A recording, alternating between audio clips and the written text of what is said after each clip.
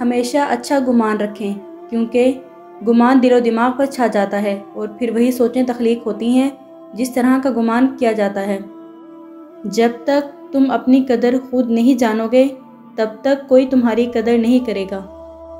مخالف کا دل جیتنے کے لیے اس سے بڑا کوئی حربہ نہیں ہو سکتا کہ اس کی بد زبانی کا جواب نرم باتوں سے دیا جائے۔ دوست، کتاب، راستہ اور سوچ غلط ہوں تو انسان کو گمراہ کر دیتے ہیں۔ وقت ایسا مرہم ہے جو بڑے سے بڑا زخم بھی بھر دیتا ہے، پر کچھ زخم ایسے ہوتے ہیں جو مرنے کے بعد بھرتے ہیں۔ ہمدردی، خلوص، اچھائی اگر کسی کی صفات کا حصہ ہیں تو ہمیں اس کی اس صفات کا ناجائز فائدہ اپنے حق میں نہیں اٹھانا چاہیے۔ بد اخلاق لوگوں کے ساتھ خوش اخلاقی سے پیش آنے کی صلاحیت انسان کا حقیقی حسن کردار ہے۔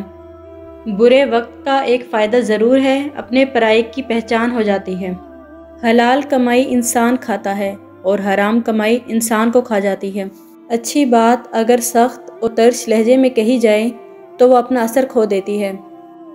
امید کبھی مت چھوڑنا، کمزور تمہارے حالات ہیں، اللہ نہیں۔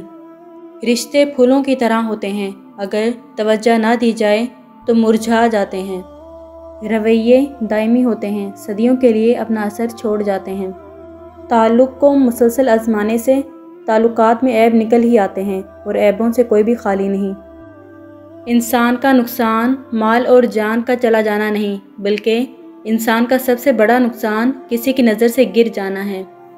انسان جب یہ مان لے کہ وہ غلط تھا تب وہ صحیح ہونے لگ جاتا ہے۔